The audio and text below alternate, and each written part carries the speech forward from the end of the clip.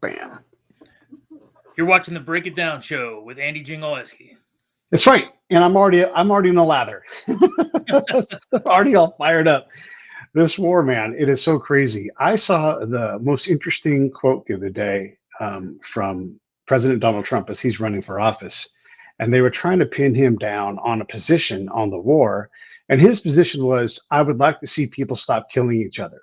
And Right. and they came back with the question. I don't know if you saw this thing, and they're trying to pin him on who he wants to win, and he's like, in 24 hours, I would get this war to stop because I want to see people stop dying. And when you laser in, that really is the answer, right? Women are being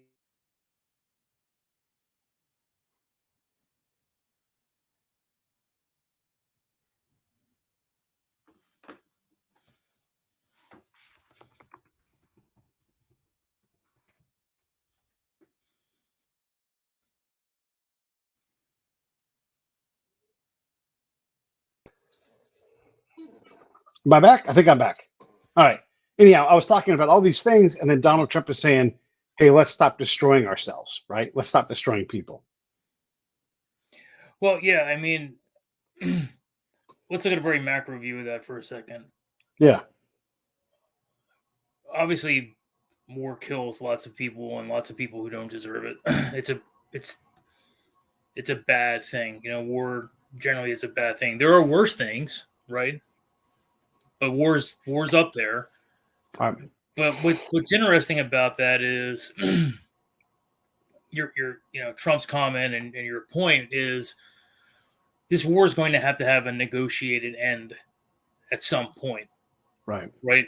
It's not. You're not going to wake up one day and watch your global news network of choice and everything's going to be hunky dory. It's going to take months, if not years, of negotiation between the Russians and the Ukrainians, the United States, the West, because what it comes down to is it's really going to be a peace brokered by the United States and Russia, and the Ukrainians are going to have to settle for what that looks like. Like, like our foreign policy establishment saying, well, the Ukrainians are going to decide their own fate. That's highly unlikely. Like a negotiated settlement is between two superpowers, and unfortunately, Ukraine is not a superpower, right? So their fate is somewhat in the hands of somebody else. But again, what do we see on that front? We don't see much of anything, right? You don't hear about any negotiations going on, right? There was some stuff leaked last week where, some people in the State Department are doing backdoor channel discussions with the Russians. I'm not sure if you saw that. Mm-hmm. Like, okay, probably not the worst thing in the world to do, but at the end of the day, the war is going to end, and you can't miracle that. It takes, like Vietnam, it took us years to get the Vietnamese to the negotiating table, right? It took years for us to negotiate a way out of that war. Yeah. Same thing with Korea. To think that this is going to be like World War II with, the signing of some sort of capitulation treaty on the front deck of a battleship is ludicrous. It's not going to happen here, right? This isn't going to be a war of unconditional surrender. It's going to be something that's probably going to be somewhat distasteful to the Russians and somewhat distasteful to the Ukrainians, but it's going to be tasteful enough that they'll agree to it, right? And who knows what those triggers could be? Is it both sides are attrited, or is it both sides have run out of ammunition or armament? Right. Is it a lack of political will? Is it some sort of internal political, coup d'etat like we saw with Russia last week? Maybe. Who knows what the hell is actually going on there? So it's at some point there has to be a negotiation, right? When that actually gets triggered, I have no idea. There's also, Yuri Raitsalo, the Finnish colonel, I think he's a general now, who said to me, there are many Europes, right? Sure. And that gets confusing too, because we're talking about NATO expansion, not just in Ukraine. And today, I think it was Joe Biden says, that Ukraine's not ready for NATO, and I think Sweden is about to get in. Zelensky's in Turkey talking, and as he's there, Erdogan is talking about his meeting with Putin, but talking in the future about what he's doing and what he wants from Putin. There's a lot of things going on. We talked about the Poles last week when we talked about Russia and the Polish position. And so this is a complex thing where there are secondary players that are going to absolutely use whatever influence they have in this thing. Oh yeah. To get what they want too. Yeah. I mean, you take a look at, like if there's one place that could expand this war, it's the Balkans, right? Because of the traditional Russian ties between Serbia and Russia. And if the Russians, promise something to Serbia, and said, hey, it'd be really good to take some heat off of us, give NATO, another problem to think about. I think that's well within the realm of possibility, right? Then you have countries like Romania and Bulgaria, Poland, the Baltics. Like, they've been squashed on for centuries. Yeah. And they're not going to give up their freedom with any ease. So what do you see with the Poles? Massive rearmament. What do you see with the Lithuanians and the Latvians and the Estonians? Rearming to as much as feasible.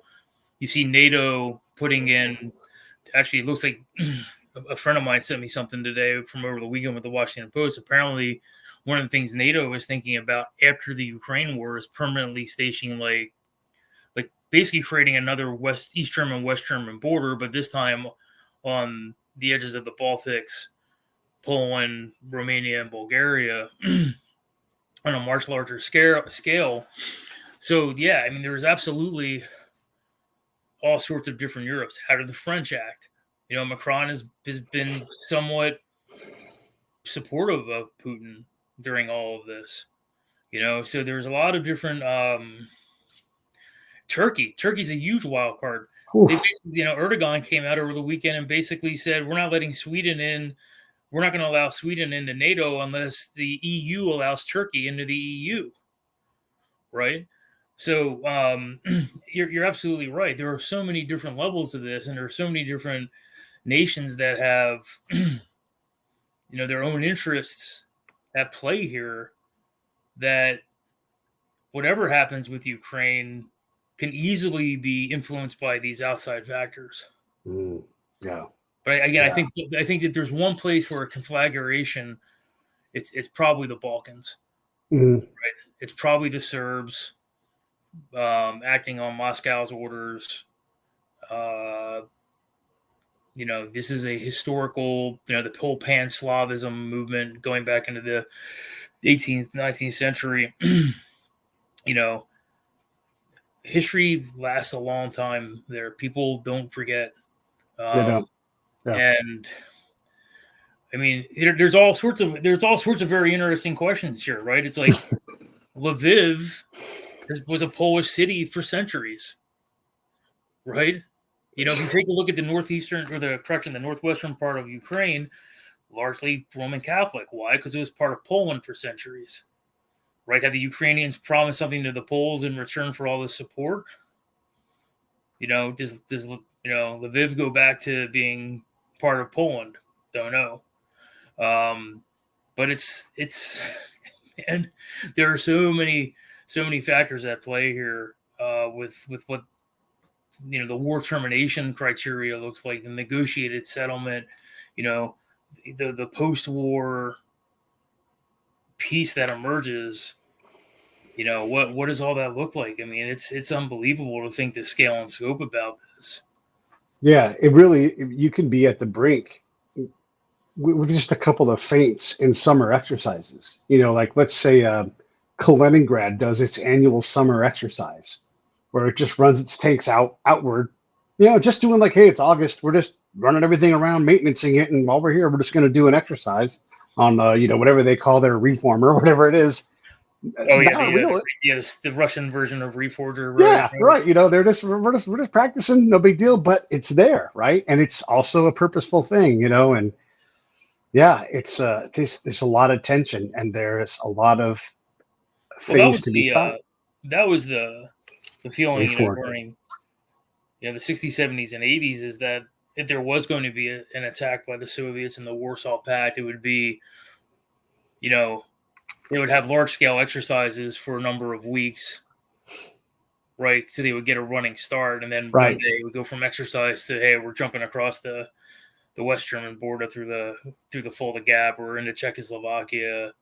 Um, Thankfully, that never happened. But you're right. I mean, we play our games and they play their games too. Now, it's probably Hmm. a little bit more difficult for them to have a traditional mass of Russian military power Oops. right now because they've kind of lost a lot of stuff and a lot of people. Yeah. But yeah, I mean, it's going to be very interesting to see how this pans out. And I mean, if the war were to miraculously end tomorrow, you know, who's the winner, right? Yeah. The Ukrainians have won to a large extent because they basically have secured 80% of their country, right? They would have lost the Crimea still. They would have lost Donetsk and Luhansk, but you know the Russians aren't the winners here. Yeah. Yeah. And they're not going to be allowed to be the winners, right? No matter what they're saying publicly or whatever. We wouldn't even go back to the Minsk agreement, right? They're going to No, have to give that's off something the up, table. Yeah, right? that time has passed. Like there's going to have to be a new treaty in play here. Um, and again, we talked a little bit about this the last time. It's like it's going to be very interesting it's going to be very interesting to see what November of this year looks like, right? Because whatever the Ukrainians are going to do, like that window keeps getting smaller and smaller and smaller. So it's like I keep waiting for like their main attack. I Right. still don't think they've committed the bulk of their force yet, and I still think they're doing a lot of the preparation of the battlefield. Softening up defenses, you know, targeting artillery and air defense, that sort of stuff. But Which is, maybe, yeah, I mean, who knows, right? It's like yeah, what you get is so confusing.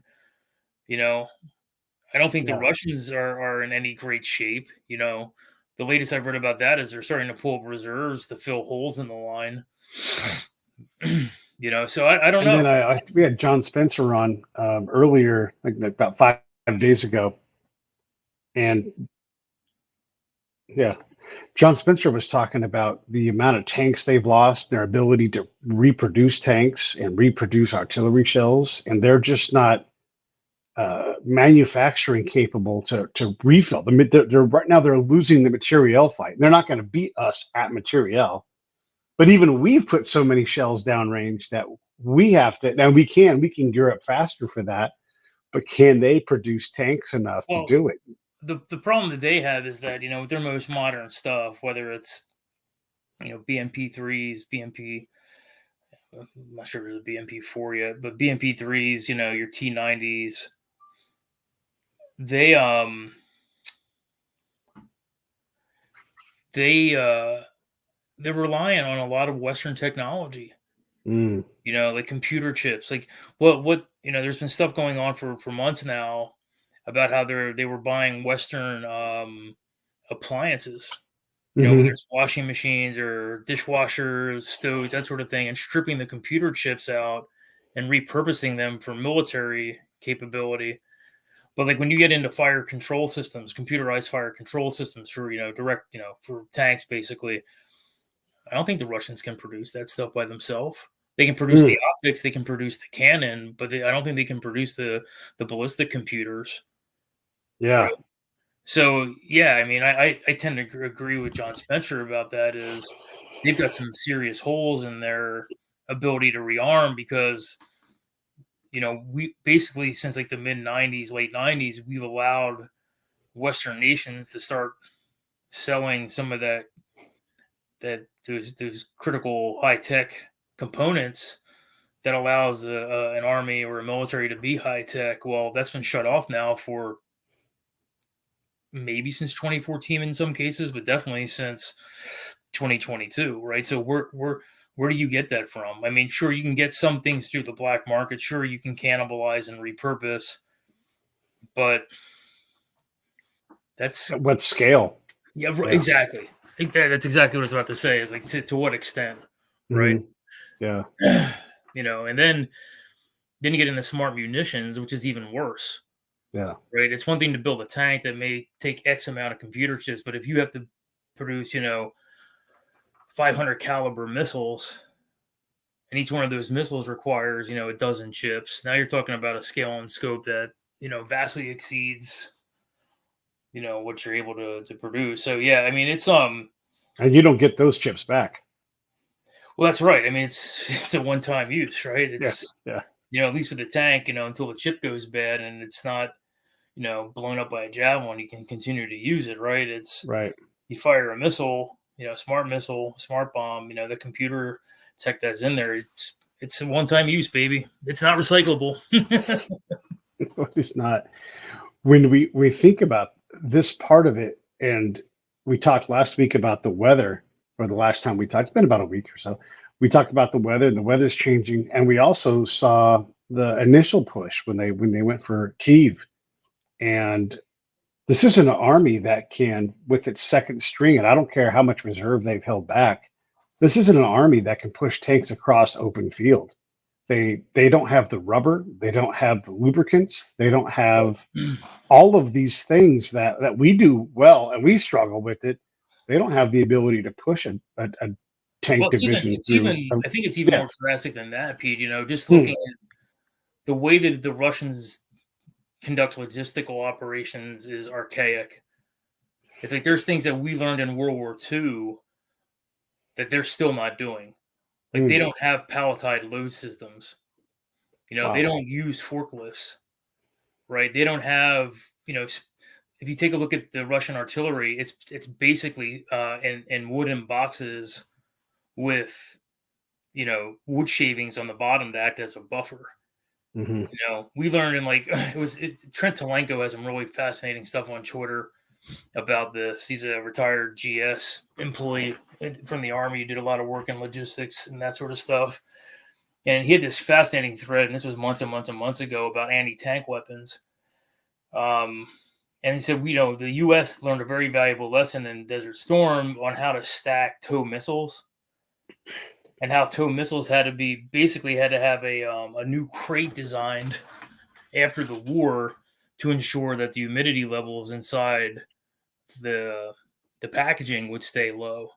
And it's like, you've been to Kuwait, you've been to Qatar, you've been anywhere in the Persian Gulf, Basra, man, it's plenty humid there. Oh yeah. Right? And people don't understand that, right? They think, it's got to be dry as a bone. No, that's when you go 50, 100 miles inland. If you're along the major river systems or the Persian Gulf, man, it is humid as all get out. The Russians have none of that. They have none of that quality control. They have none of that, so,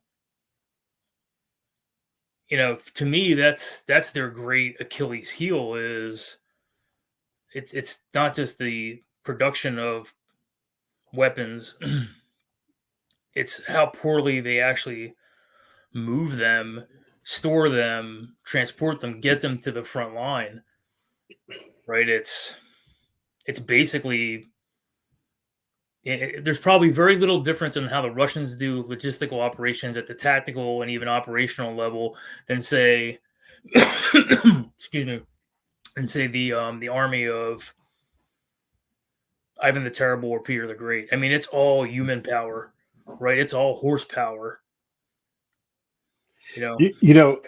Unless you've seen it, you don't get that. Like in the Balkans or in Romania, Bulgaria, that part of Eastern Europe, which you'll throw Russia into, you can legitimately go into the rural areas and you'll see a cart. It's got car tires on it, but it is a horse cart with car tires, and that is how they move. That is their truck. Yeah. And so in an area where that is true, the army is only so many notches above that. Sure, they may have some kind of modern truck, but you're right. Like They have rope straps on ammo things because they have people carrying it. And then you have our army. I have been provisioned on the side of a mountain in Afghanistan by a drone that drops full pallets of stuff. Yeah. And I mean pallets like Well, I falling remember out from a drone. my dad was a CAS scout in the First Infantry Division during Yeah, Vietnam, and he told me this story once. They had a Chinook that had a pallet of. They were out in the field somewhere, and they brought in a pallet of PBR yeah, by Chinook, right? And he's just sitting there, in South Vietnam. He's telling me the story. He's like, yeah. "Yeah, it was warm PBR, but it was better than no PBR." And I'll tell you, You when know? you're out there in those remote spots, and every single time, the air supply comes because it's coming, and it's kind of dusk, so no one else can really know and see. And then it comes in, and everybody's got nods on you, watching you. You see which one's going to come in because one will always burn in. Some shoot will fail, and you're That's just right. like, That's right. as long as it's not the PBR, or as long as it's not the fuel, or like the frozen pancakes. Like there's Right. like Right. Right. you're gonna do without something, but we can do that, right? Like we can do that, and then sure they'll bring more PBR later on or whatever you don't have enough of, but we can get supplies. Like we were so far away that if the commander drove out, it was once a quarter, and then that vehicle will be deadline when it got back. They would get back because they would force themselves, but it would break the vehicle. Like Oh there's yeah. no way to reliably get out there. Yeah. And I mean, so and that's right. And there's terrain like that in Ukraine, for right? I mean, sure. there's Yeah. places out there that are so remote. I mean, if you take a look at far northern Ukraine, up by the border of Belarus, it's basically part of the Pripet marshes. Right. Like, I mean, when Yeah. the Germans invaded in 1941, they did it basically an envelopment around the marshes, Hmm. right? Because it was like, there's no way we're getting through this. Mm. Yeah. So I'm sure there was huge partisan activity during the war because the Germans couldn't get in there, right? Yeah. So yeah, I mean, and it's just this whole thing about reconstruction, like on both sides, is going to be fascinating, right? Oh, It's yeah. because it's so multifaceted. Like if I was thinking about this over the weekend, right? It's like if I'm the Ukrainians, this isn't simply like a physical act of reconstruction, right? Yes, that's important. I have to rebuild bridges and roads, highways, waterways, dams, things that have been destroyed, right? But I mean, they literally have to reconstruct every aspect of their society. That's right. If they're serious about getting into NATO, well, guess what that means? You got to reconstruct your judicial system. Yep. You got to reconstruct your economic system, right? You probably have to reconstruct your political system to an extent, right? Yep. Because say what you want about the bravery and the Ukrainian fighting spirit, it's like they've got some warts on them too, right? This is a pretty corrupt. And actually, there was an article I think in the New York Times either yesterday or today where Zelensky was talking about how he fired basically a manager of a tank plant and put a 30-year-old to run it. And the guy went in there for like 2 weeks and he says, we got to shut everything down and reorganize. Right. So I think they're starting to get that where they're getting younger folks who are Mm. because and it's really interesting too, because the article I think hit on a really, really good point. He's like, if you're like 35 or under in Ukraine, you don't know anything about the Soviet Union. Right. Right? If you're older than 35, you have memories of the Soviet Union. If you're older than 50, you grew up as part of the Soviet Union and you had to Right. play by the Soviet Union's rules. Well, the Soviets were as corrupt as the day is long. Right? And so with these older folks, and actually let me flip it on its head real quick. With these younger folks, they're more Western oriented because they grew up in, something resembling a democracy, Yeah. right? And they're definitely they've had 30 years of Western exposure, right? And they realize like if we want to become part of NATO, if we want to become part of the West, there's a whole lot of things that we have to do to basically, and it's a terrible, terrible word, but I got to use it. You've got to purge some of those old elements out, right? Because the way that business has been done for so long over there, it's really a remnant of the Soviet system. Yeah. And I thought that was a really fascinating insight. I hadn't thought about that. I'm like, yeah, I think that's absolutely spot on, right? It's like if you're over 50, it's like that means 30 years ago. I mean, I'm 50. I turned 50 this year, so it's like 30 years ago, 1993. I was a sophomore in college. Yeah. So 95. If you're 60, go back to 83. I mean, Soviets are still a major threat. Yeah. Right? This is before Chernobyl, right? Sure, the Soviets had a little bit of a black eye coming out of Afghanistan, but 83 is when Able Archer happened. Everybody almost got nuked off the planet during the Able Archer exercises on our side, right? So I mean, if you're 60, right, it's like in order for you to progress, like it was funny when when the wall came down, my family, when we were living outside Philadelphia, we were starting to get letters from our family in Lithuania.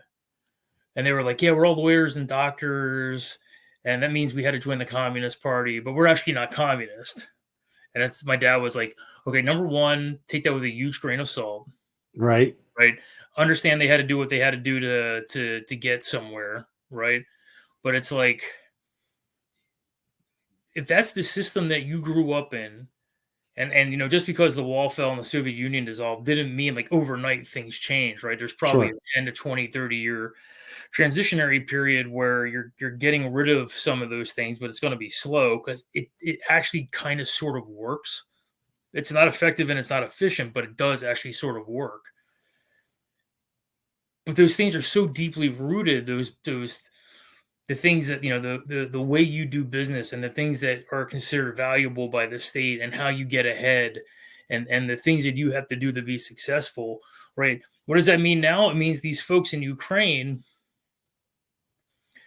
probably have to do some serious anti-corruption, right? Of the judicial system, of the legal system, of the banking system, right? Of the corporate entities. How do you get your hands around that? Right. I mean, for God's sake, we had an anti-corruption task force in Afghanistan that H.R. McMaster ran when he was a one-star task force Shafiyat. Right. So it's like, it's going to be really fascinating to see what comes out the back end of Ukraine, because like if they want to become part of a more Western Ukraine, it's not going to be as simple as, hey, we need the West to come in and do demining and make sure that our fields are cleared of munitions and help us rebuild all of our infrastructure. There's we call building partner capacity. Like there's institution building and institutional reform that has to occur. Like in Afghanistan, we had there was a task force 435. That was the rule of law task force, right? And they had a horrible, think about that. You're in the Islamic Republic of Afghanistan. Yeah. Which means it's Islamic law, right? And you have to sort of, to what extent possible, kind of see where Western law budges up against that and see where the overlaps are, because they're not going to give up Islamic law, right? Mm-hmm. I got to look into that. And here's what I will say to all of that you just said. I don't think we've earned the right to be in charge of shit and guide anything. We did such a terrible job. So like in terms of rule of law, I would go out and look at it and I would talk to the villagers. And I would say, look, when you guys have a catastrophe or a murder or anything like that, how do you guys handle that? They handle everything up to and including murder. And then I would go and I would talk to the judge that we're like, this is a 2-judge district and we're going to bring cases here. And our judge here is corrupt and doesn't do his job and he never hears cases. And so I go talk to the judge because I hear all this negative reporting about him. He's a bad guy. So I go talk to him and he's like, I don't know how the legal system works in America, but here in Afghanistan with our rule of law system, the one that you guys helped us design, the judge doesn't go out and get cases. Cases are brought to the judge. I don't even have a courtroom. I have this room here with nothing in it. But if someone was to bring me a court case, I would love to hear it. You're going to have to talk to the chief of police and the chief prosecutor, and you're going to have to talk to them to find out why they're not bringing me cases. And so you know what I do? I go talk to those guys. And when I go to the chief of police, you know who's standing out in front of them? A whole bunch of dads trying to get their sons out of trouble because they're doing the civil law thing, because that's what they do. And when you write that report and send that back to the Americans and say, here's your rule of law, they reject that reality. And they go back to the judge sucks. Well, and I think that's the inherent friction here that we face on a strategic level, right? Yeah. I agree with you to a large extent. We have very little moral authority to go into Ukraine and say, you know, you should do. No, let me rephrase that. You have to do this. You have to do that. You have to do this. If I was the Ukrainians, I'd be like, really? I just spent the last 2, 3, 4, however long this war lasts, years bleeding my country dry to stay independent. Right. You're going to come in here and you think you've got leverage over me? Yeah. Yeah. Right? It's like there's huge friction there. Boy, there really is. The other thing is, and I hear you on the Soviet influence. We saw that in Iraq. We saw that in Afghanistan. You see that in other countries where they just are always that Soviet top-down model. And there is something to be said for that. But there's also something to be said for the people that grew up with it and like they wanted to do something different. And they have fought for the last 30 years trying to make their own Ukraine. However, they are from this part of the world where Russia is their neighbor and they are their business partner, and Belarus is their neighbor, and they are the same people. You know, they're like we look at them as being, from the U.S. point of view, they are these distinct places, but these places are not that far away. I mean, you know, Poland is right there. It's just not that far away. And these guys have a common past. And like you said, Poland and Ukraine are the same place and on many maps. Look at it this way, right? Let's look at it in a little different perspective, right? Yeah. Ukraine, a lot of the senior Soviet leadership was Ukrainian. Right. I mean, Khrushchev was a Ukrainian. Yeah. Right? And so it's like, you know, as much as we want to say there's like this huge separation between Ukraine and Russia, the Soviet system actually was very beneficial to a lot of Ukrainians. Right. Yeah. You know, and like Timoshenko was one of the most famous marshals of World War II. Timoshenko is a Ukrainian name. Yeah. And there's a lot of famous Timoshenkos. Right. So it's like, you know, it's to your point, you know, you can't, there's very few absolutes here, right? It's like whatever the post-war scenario, however that pans out, right?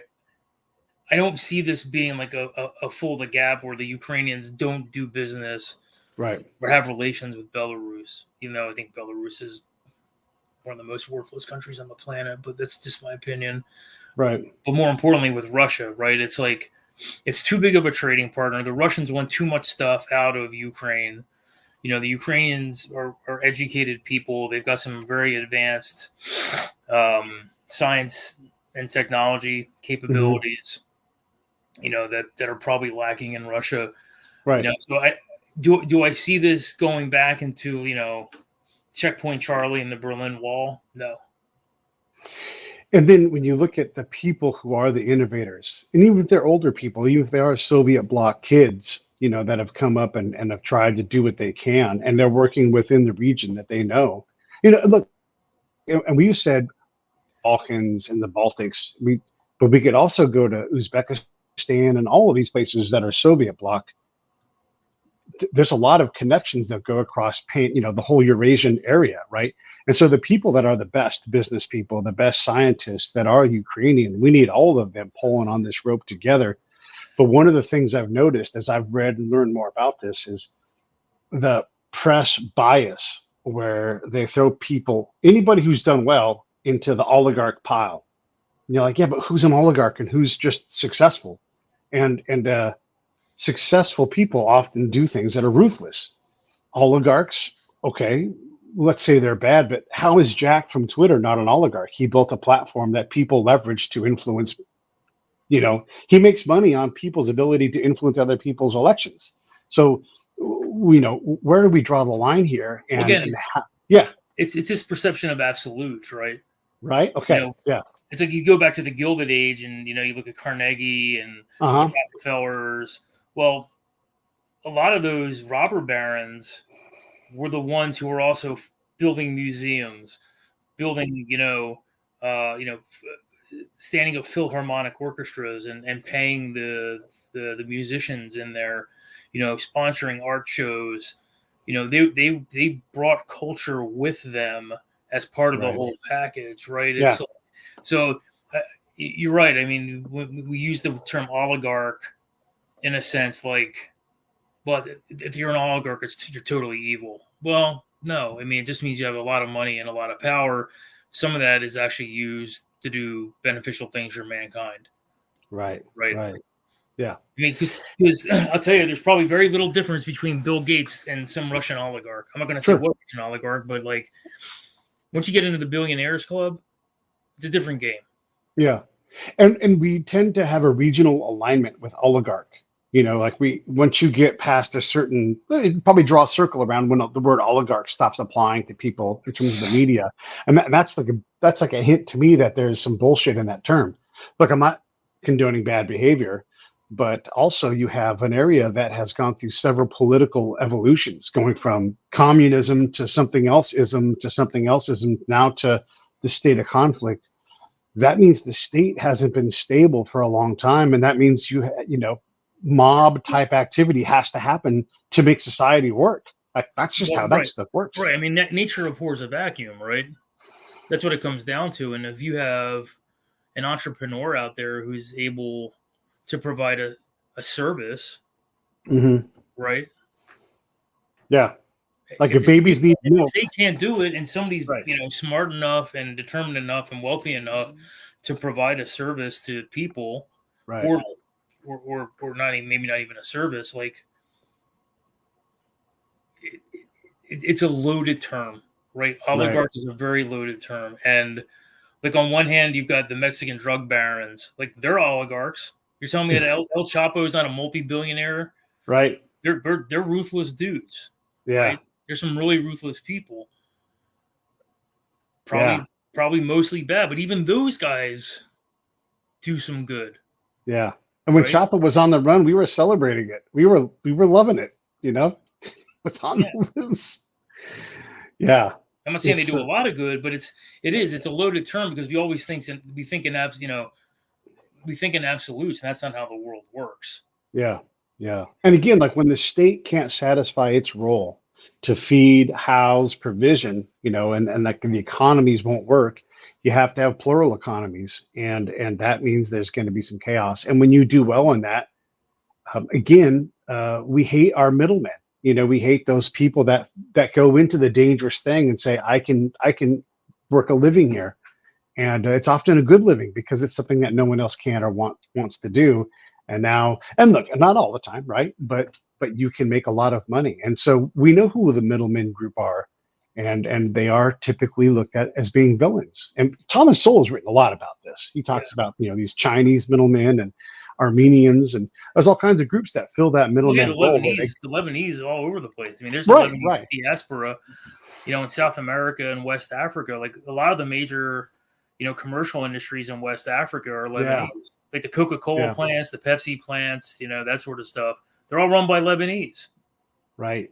And it's are you going to fault them for doing that? No, there's the Nigerians want a product. The Lebanese, built a factory back in the 1950s to brew Coca-Cola. Can't fault them for that. There was a need. They met the need, to get wealthy off of it. Well, that's how capitalism works. Yeah. Yeah. South Africans for a long time, and I don't know if they still do it. They worked in shipping. They were the guys that worked the airfield in the place where if you landed a plane full of pallets of stuff, it would disappear unless you had that South African guy there to go, this stuff I'm protecting until it gets out to where it has to go, and so that business ran. Otherwise, stuff. Yeah, I think those guys put ads in Soldier of Fortune magazine for decades. Yeah. It's a crazy business, right? And you think that guy got paid too much money, but that guy was the one guy standing between stuff getting to families and stuff not getting there, right? It's so, look at that. The Reconstruction thing internally, when you look at the lottery that comes with that, because we have lost a lot of Ukrainians, people that won't be able to go back to their job for some kind of reason, whether it's life or war or being dead or anything. There are people that are going to use their power, their influence, their daring to take over things. And also, by the way, if you have a shiny suit, you speak some pretty good English, we will buy that all day long as Americans. Oh, this guy is to be trusted. Let's make sure we give this guy contracts. We will do this all day long. Yeah, I mean, look, it's, I don't care if you're in Iraq or Afghanistan, Ukraine, like human nature is human nature. Mm-hmm. And when you start throwing billions, tens of billions of dollars into a country for reconstruction, there's going to be a certain level of corruption. There's going to be a certain level of nefarious activity. There are going to be winners and losers because, it's one of those age-old questions. It's like, okay, so the war is over, and you've been on a war footing. What do you do with all the soldiers? Yeah. Right. I mean, there's a reason why demobilization took so long after World War II for the United States. It's like we didn't want 7 million of the 8 million soldiers coming back all at once. Yeah. Right. Because society couldn't handle them. Right. So how do you formulate a process to get these folks demobilized out of the military, or maybe stay in the military? Right. You're still going to have a rough force there after the war to protect your borders. Because again, I don't think this is going to be a piece that I hate to say this because I'm like, in some parts of my life, I'm like stupidly idealistic. And I think this is one of the cases where I really, really hope that they can, whatever peace comes, it can actually be enforced and it doesn't create a worse situation. Yeah. Right. And so but this whole demobilization thing, what do you do with your soldiers? Right. That's part of the post or the GI Bill. Right. That's one of the reasons why the GI Bill was enacted. One, it was a very amazing thank you from the nation to say thank you for serving our country in a time of absolute need. But it was also like, okay, we don't have enough jobs. Yeah. Right? We took all of our car manufacturing plants and we turned them into tank production, or we turned them into, aircraft production. We don't need to be building a Liberty ship per day. We don't need to be building 17 every 3 hours. Yeah. Oh, by the way, all the Army guys from Europe came home ahead of all the Navy guys in the Pacific. Well, actually, the Army had huge forces in the Pacific. Yeah. I mean, most of the divisions, the Marines only had 6 divisions. The Army had over 20 divisions. Maybe I think it was actually maybe over 30 divisions. Jeez, that's so many people. And so how do you get these folks back? And that's why the GI Bill was a thing of real brilliance, because it's like, hey, you know what we're going to do for you? We're going to let you go to college. Yeah, basically free. That gives you 4 years. Yeah. And maybe out of those 7 million, only 3.5 took it, but it's 3.5 million people you got locked up for 4 years, and you don't have to worry about clothing them and feeding them and finding them a job because they're in school. Yeah. Right. So how does that work with Ukraine? When they go to demobilize from a war footing, when you don't need, I'm just throwing out raw numbers here, 1.5 million people in uniform, you only need 500,000. Yeah. Right. What do those million people do? Yeah. How much of a ready force do you need to have there to keep that? It all depends on, do on you what need the situations look like at the end of the day and how the war ends. Right. Yeah. Do you have a UN or a NATO force that comes in as a sustaining force, an S4? NATO will never be acceptable to Putin. Okay, good. All right, now we're talking. NATO will never be acceptable to Putin, so that's off the table immediately. Okay. You make it like a third-party UN. Like if you said, we're going to bring in Indians and the Irish, the Indonesians, Pakistanis, you basically bring in large troop commitments from like third-party nations. Yeah, I was going to say like non-aligned countries. That might be able to work. But again, it depends on what do the borders look like. Do the borders make sense? Yeah. right? Because what you don't want to have is a Duran line, right, where it's ignored by the Afghans and it's ignored by the Pakistanis. It's like, so your borders have to be logical, because if they're not logical, the borders aren't going to be worth a hoot, and it's going to cause grudges. Man, I think about the energy system, all of the motion of the energy through pipelines and the access to the fields. And that is going to be contested physically, financially, in the courts. Like, it's just going to be an area of contention. I don't know when that will ever stop. Well, that's right. And that goes back to borders, right? It's like, yeah. if the Ukrainians are lucky enough to push the Russians out, like the pre-2014 level, so the Ukrainians now have Crimea, the Kerch Peninsula. Mm-hmm. Okay, well, one of the reasons why the Russians invaded in 2014 is they found a metric ass ton, that's a technical term, by the way, of natural gas in the Sea of Azov, right? One of the Russian natural gas companies owns that. Mm-hmm. So to your point, I mean, this is, it's fascinating. I have a friend of mine, he was my company XO when I was a platoon leader, one of the smartest Army officers I've ever met. Mm-hmm. And he got assigned to Southcom and actually was at Gitmo. And he was telling me, when he came back, he was telling me about what a mess it will be legally if the communist state in Cuba falls apart. Yeah. Because he's like, you have, thousands of families that have all of these real estate linkages into Cuba, where basically the communists took over and eradicated all of that, but in their minds, they still own it. Like, legally, they still own it under the legal system prior to the Communist Party taking over, right? Yeah. So again, I mean, when you brought that up, Mike, his name is Mike Evans. When Mike told me that story, I'm like, oh, this is yeah. And the thing is, he's like, it's not just individual. Hey, this is my family's, tobacco farm. It's like, it's commercial. It's like, who owns the fruit plantations, and who owns the mineral rights to the mines, and who owns, the fishing rights to that part of Cuba. Yeah. Right? It's like, it's commercial, and it's the same thing's going to happen here, right? Yep. But it all depends on the borders, and the borders have to be agreed upon. Yeah. Well, and then you have the question too of what assets on both sides will be taken over by the state, legally or illegally, and what will be allowed. I had Irene Kenyon on the show, and though she was loath to say it, she's like, I think Ukraine needs the state takeover of a number of industries, just because it's the only way to have, and she's really using quotey fingers, a legitimacy to these things.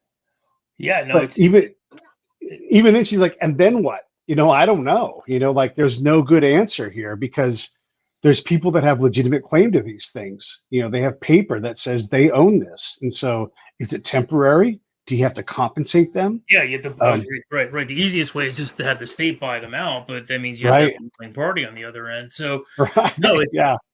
And it's interesting too, because even a lot of the Western European countries still have nationalized industries, like the French. Right.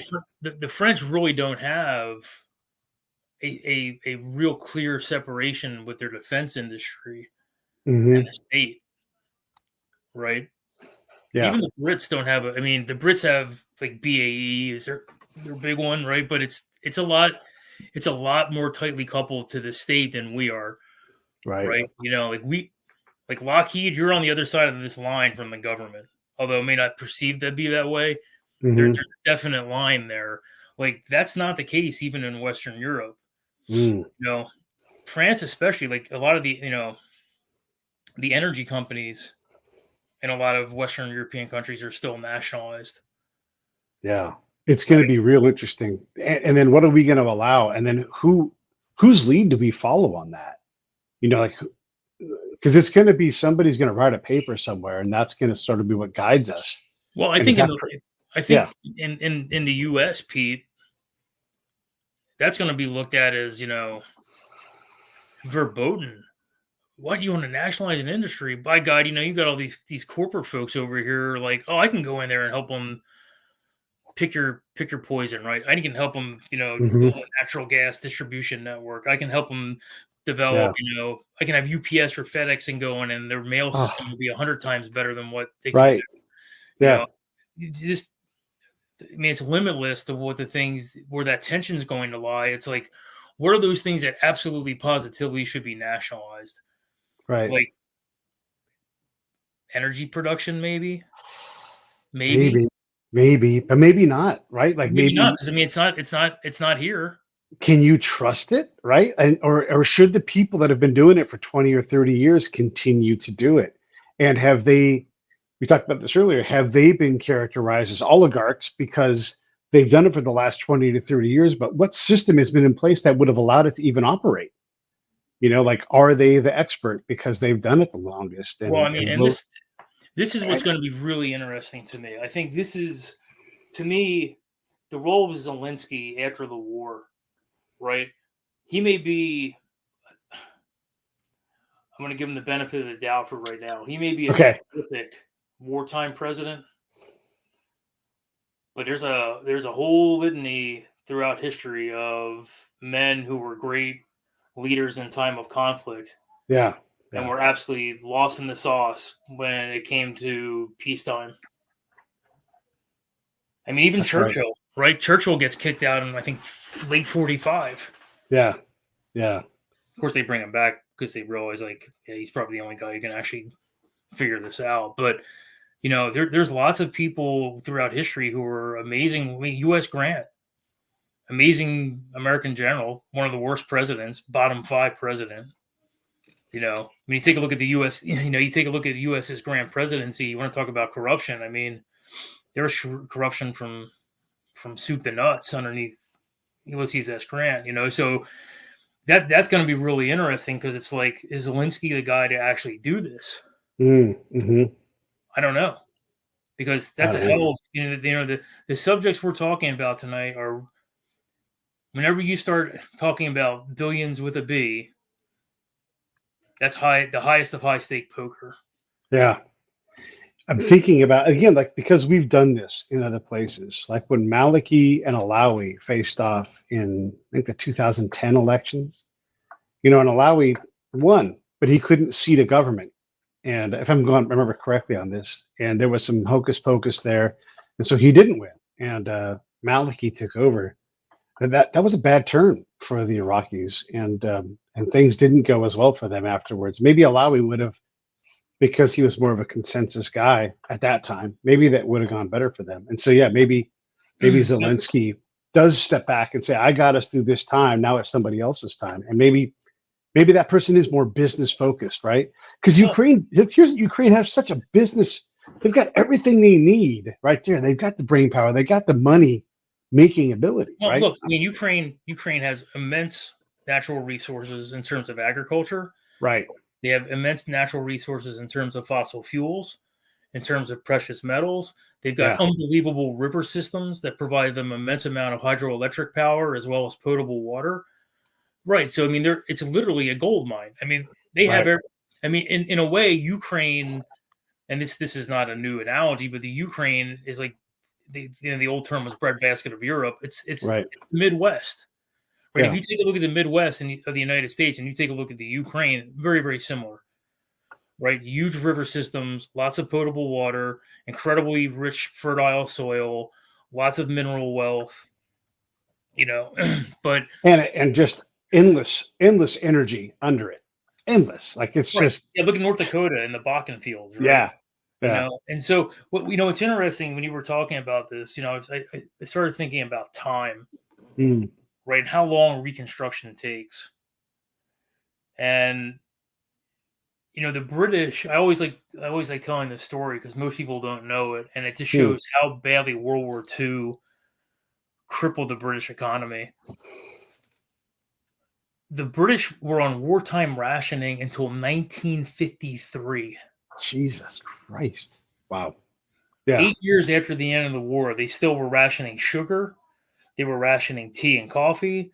They were rationing certain things until 1953. It wasn't until 1953, end of the Korean War, when the British finally lifted their wartime rationing, right? And so, what does that mean for Ukraine?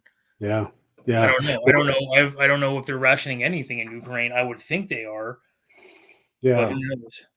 And do we have the political guts to withstand that, right? Because we like instant solutions. And Oh, you it'll know, never happen today. It'll never happen today because somebody with political influence and money will say, "I can help the Ukrainians out. I need the State Department to help broker meetings so I can get a contract with the Ukrainians and yeah. give the Ukrainians what they need, so they don't have to wait 8 years for wartime rationing. I can get this done in a year, and they'll have sugar and farm." Yeah. Yeah. Yeah. And then I am going to say this. I mean, our current State Department folks have had a lot of opportunities at this, and I'm looking at their record, and it's not great. Like we've Again, had, right? it's Yeah. so. I do get worried that we'll bring the same programs out and the same missteps, the same. Look, the guy who's the boss right now said we should break Iraq into 3 pieces, and he wanted to landlock one of them. See, that's That's my fear, right? Is it's not so much if we bring the same cast of characters out, that's when you just start thinking this probably isn't going to go well, simply because of the fact you've had a few opportunities to do this in the past. Because yeah, everybody talks about Iraq and Afghanistan. Well, let me introduce you to Libya yeah, exactly, and Syria. I mean, and we can do this for Syria, all. The entire Arab Spring. I mean, Yemen. and I keep saying this in the show because it keeps being true. Our Secretary of Defense twice now has stood on national TV and said, "I don't know how many Americans are in X country, nor can I defend them." You only get so many of those. This guy also left Iraq and it didn't work, right? And so, how many times do you do that? How many times do you get the trust? I just don't look. I'm sure Lloyd's a great dude, or is that his name? Anyhow, I'm Yeah, sure we also Secretary Austin's a great guy. I'm sure he's a great dude. I'm sure he's a great officer and all those things. He just doesn't have a great track record for his last 3 jobs, and it's just like, hey, that's the taint that the people in our government who've been involved with Iraq and Afghanistan have to deal with now. yeah, Right? yeah, It's like, hey, folks, you didn't come out of those two places covered in gold and silver, right? right, You right, know, it didn't really go too well in either right. situation. It's like, still got a lot of troops in Iraq, still got a lot of troops in Syria. Yeah, yeah. So I get it. We got it under control this time. Corruption's going to be easy. We got it under control. Like, this is a place that was known to be corrupt, whether it was Russia or Ukraine, before we got there. And we tend to bring corruption with us. If we are not, I like to say we are the corruptor. So I don't know how it's going to go our way in this time, and I don't know how it's going to go Ukraine's way. But it Oh, just, again, I'm not sure. I'm not sure if we're the corruptors. I'll say this: when you introduce large amounts of money that were not present beforehand yeah, into any system, there's going to be corruption, right. right? And so when you're talking about the reconstruction of Ukraine, let's throw out. I think it's a 5 to 10 year process, Hmm. depending on when the war ends, depending Hmm. on what sort of battlefield savagery goes on. Yeah. Like, I can easily see the Russians. Like, if the Russians are losing, I can easily see them going scorched earth and hitting Yeah. more dams, hitting electrical plants, hitting coal plants. Yeah. Going after the infrastructure, going after water purification plants. That sort of stuff. I can absolutely see them doing it. So you don't really know the extent of what's going to go on, Yeah. right? But it's like, if Iraq is any bellwether, it was like we went in there in 2003, like maybe like by 2008, 2009, conditions were starting to get okay, where there can actually be real reconstruction. Like, you weren't having battalion-sized gun battles in Ramadi or in Sadr City Hmm. by that time. Yeah. So it's going to take a long time, It is. and then you talk about like the raw materials that are needed for reconstruction. Where are you going to get all the steel? Where are you going to get all the concrete? Which means sand and lime, right? It's like, And the remediation from all of the damage to the dirt and getting rid of all the rubble, and It's just a lot of work that goes into that. 2009, 2010, we would brief ourselves on all the great things, but I would go back out in Iraq and Baghdad province. They would talk about the fire station. So I would go to the fire station, the one fire station in Baghdad province, and I'd be like, how many fire calls do you guys go on? And they would laugh in my face and say, we don't go on fire calls. I'm like, well, at least you guys are here. And they're like, there's 4 of us here. How many are here? And I would go out and I would look at these things. I'm like, how far? And I would ask it all the time, how far to an ATM? How far to a bank? And they're like, we don't go to banks. And so like all of these things that we thought we were doing, that's the other thing, right? Like, how do we hold ourselves accountable within this Reconstruction program? Like, how do we put an outside element to go, is this working? Because if we don't, then we really are corrupting the system, because we're just coming in and we're just waving our arms around and briefing ourselves that everything's working. I'll tell you what's going to be fascinating. Like, if I was a Ukrainian with substantial resources behind me and substantial political power, the way that I would sell the reconstruction of Ukraine is like, you're going to make Ukraine the first true 21st century country, right? I want to have 5G wherever I go, networks, right? All the most modern high-tech stuff. I mean, I want to have the, what are those trains in Japan? The magnet trains? Yeah. Miles an hour. I want maglev trains so I can get across Ukraine in 4 hours from Lviv down to Odessa, right? Yeah. And that's how I would sell it. It's like, this is what I want from you, right? We bled for this. Yeah. I want the most modern stuff. And here's the thing, they'll pay for it. They've got enough oil and gas, titanium and nickel and coal and agriculture. They could pay for this and do it. Yeah. You know what? I would, this is just as me just talking along those lines. I would go talk to Bibi Netanyahu and go, how do we partner and work together and just make a powerhouse, right, between the two of them? Because that's what Israel has done. To your point, that just happened this weekend. Did it really? But not with the Israelis, with the Turks. Oh, with Erdogan. Okay, that's part of that meeting. Yeah, if you take a look at what Zelensky and Erdogan talked about, there are some incredibly close commercial ties that are being supported. Nice. And I think I saw something like the Turkish Navy said they're going to protect the grain shipments in the Black Sea, regardless of anybody who wants to attack them. Yeah, yeah. So I've been asking 3 questions to kind of close these. So here they are. Okay. You could talk to anybody in U.S. government that you want, whether it's on the mill side, civilian side, whatever. And you're just going to go out to Arby's and grab a big Montana, and you're just going to have lunch, and they're going to listen to what you have to say. So who do you want to grab a lunch with, and what are you gonna advise them on? Is that one question, or like one question with 14 subcomponents? Yeah, just like one big theme, like hey, I really, whoever it is, right? Like, Millie, or it can even be the boss. You can talk to Joe, whoever you want. Who do you grab? The guy I'm talking to is Bob Gates. Okay. Because Gates was SecDef during Republican and Democrat administrations.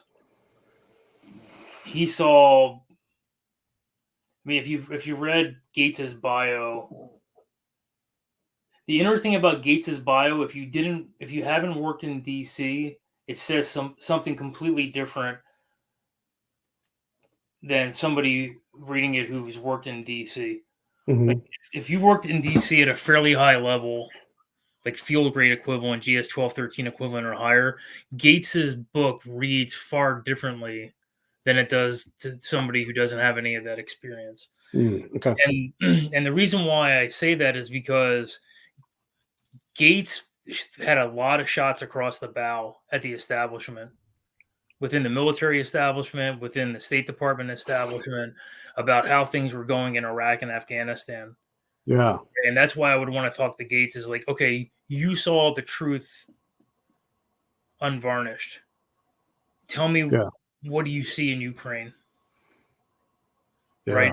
Because he was the one guy. I mean, think about how rare that is. You're in the middle of 2 wars, and he gets asked to stay on a SecDef.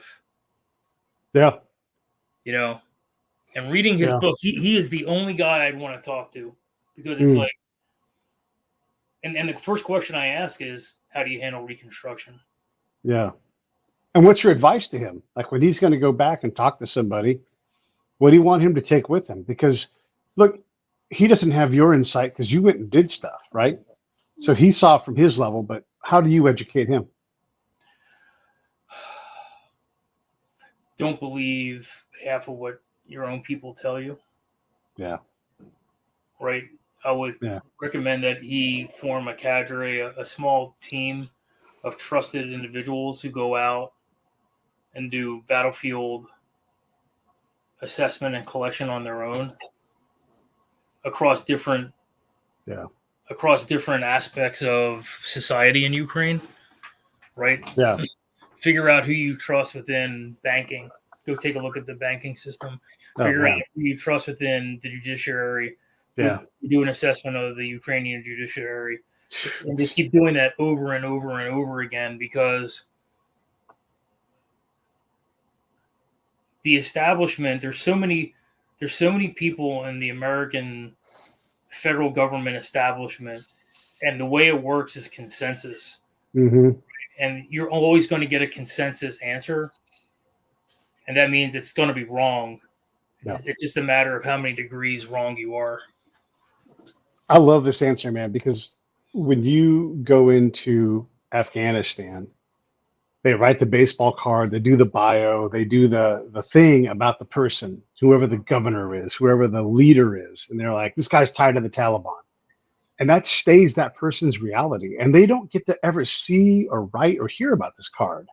It just stays there. And they always stay in the negative because we always focus on threat. One of the things I got to do is I got to go see these people and listen to their phone calls while they talked on the phone, and talk to my interpreter, like, oh, someone had a baby. And we would talk about the baby's call. We would talk about these humanity points with these guys. And then you'd realize the full person as opposed to the person who was on that Intel bio. And so you're so right about this. Like, when you understand the leader and you understand all of the things that they have to deal with, you don't just say, yeah, the person from Taliban country is tied to the Taliban. You're 100% right about that. However, this person is also feeding people, getting people out of jail, solving problems. His wife is haranguing him all the time, all these other things. And so, yeah, you have these guys that you want to call them oligarchs or whatever it is, but they're employing 25,000 people or whatever it is, right? Like, they've been in business for all these years. They've always been successful, and you're so right. Like, to evaluate these people outside of the scope of that consensus, that negative lens that we have to see them through, because we just can't be bothered to actually get to know them. I totally agree with that. That's great. And I would actually kind of like pull off from like the positive negative piece of it and just say, whatever information you're getting is going to be filtered. Yeah. And it's going to get filtered through 47 layers before they give you, the PowerPoint slide with 4 talking points. Yeah. No, I agree with you there. Like, go give me the perspective that you find, right? Yeah, like, whatever it's positive or negative, just go find it. Same kind of question. You're sitting down with someone from Ukraine government, military, whatever it is. What's your advice to them? How can you peacefully coexist with the Russians is the question. Yeah. Right? Yeah. And actually, I would say that, how do you peacefully coexist with the Russians, and how do you peacefully coexist with the Americans and NATO? Because you're caught in between both of them. Mm-hmm. The Russians aren't going away, right? Whenever peace comes, there's still going to be a Russia. You're still going to have to deal with them. It's one of the things that I've told a few friends of mine. It's like, everybody likes to demonize Putin, and they don't realize that there actually can be worse than Putin. Right? So be careful what you ask for. But I think that's my guiding statement to the Ukrainians is, okay, you fought for your independence. You've got some sort of independence. How do you peacefully coexist with the Russians? How do you peacefully coexist with the West? How do I have to rebuild my society? Mm-hmm. How do I demobilize my forces and get those people who have been fighting for the last 2, 3, 4 years, however long it takes, integrated back into society, right? And those are the questions I ask the Ukrainians because, and I think the other thing is like, however long you think it's going to take, at a minimum, double it. Yeah. Oh, yeah. And the expense is incalculable. It's going to be so expensive. You know, double it, probably triple it. It's like if you think you can rebuild the highway system, you know, their equivalent of the interstate system, and somebody says 3 years, double it. Yeah. Yeah, for sure. You know, but that's the thing. You just can't say, well, the war's ended and we're not going to have any sort of diplomatic or economic ties with Russia. That's not feasible. That's not feasible. No, that's not. They're the same people in so many ways, right? A lot of the people want to be part of Russia, and we don't even know where they're going to land, right? We just yeah. And then it's a real thing where one of those roles in the role-playing game that we're doing right now, one of the rolls of the dice ends up going, and you're like, oh shit, Chechnya now has a nuclear device. Like that's a real possibility if we keep fucking around with this. And you're like, that's a bad outcome. And so we need Russia to be some sort of stable Russia and a reconstruction that works over there, because them staggered and knocked out. You bring up a point that the Russians have a lot more cards to play from their deck. They just haven't decided to do it yet.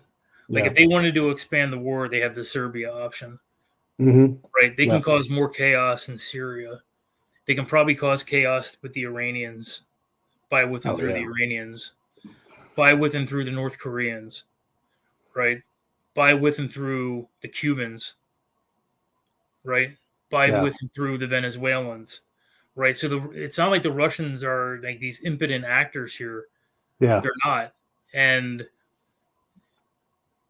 you have to find a way to like, the bear's not going away. He's going to be right across, he's going to be right across, pick whatever major river system, the Dnieper or the Don or whatever.